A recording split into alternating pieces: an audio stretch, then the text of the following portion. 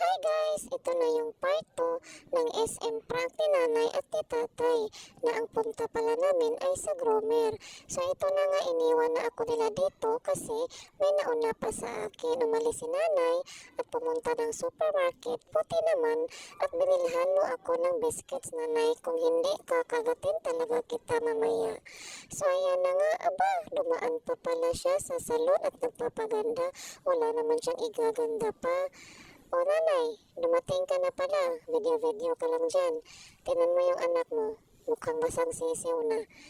Kuya Gromer, saan ka na ba?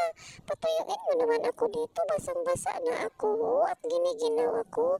Ganyan dapat Kuya Gromer. Punasan mo akong mabuti. Oy, sige na Kuya Gromer, dalhin mo na ako sa blower station niyo Kuya Gromer. Aray ko. Mukhang liliparin ako Kuya Gromer. Ang lakas ng hangin. Signal number 5 ba yung blower niyo? Bakit ang lakas-lakas? Yung blower namin sa bahay, hindi naman ganun kalakas Kuya Gromer.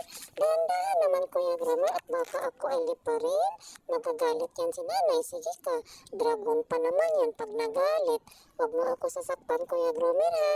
Dahan-dahan lang ha, ang lakas ng hangin eh. Kuya Gromer, tapos na ba ako? Ay, hindi pa? Matagal pa? Akala ko pagkatapos ng blower Kuya Gromer ay tapos na? Ititrim pa pala ako? Yun ba ang sabi ni nanay at ni tatay sa'yo? Naku Kuya Gromer, ayusin mo ha. Gustong-gusto pa naman ni nanay na maganda ako palagi.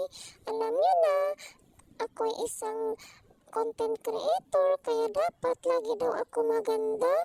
Ewan ko ba bakit hindi yung mukha niya ang i-content, bakit ako ang palagi ang nasa video ng aming page. Ayan Kuya Gromer, siguro malapit na ako matapos no. Pagandahin mo ako Kuya Gromer ha, yung matutuwa si nanay. Kasi alam mo, kapag natuwa siya sa gawa mo, magbibigay ng tip kahit kuripot yan. Ganyan si nanay eh. Kuya Gromer, nakangiti si nanay, mukhang masaya sa ginawa mo sa akin. Naku, may tip ka talaga ngayon sa kanya. Thank you Kuya Gromer. Laging tatandaan mga parents, always be positive. Thank you for watching. Bye-bye. Please share, like, and follow.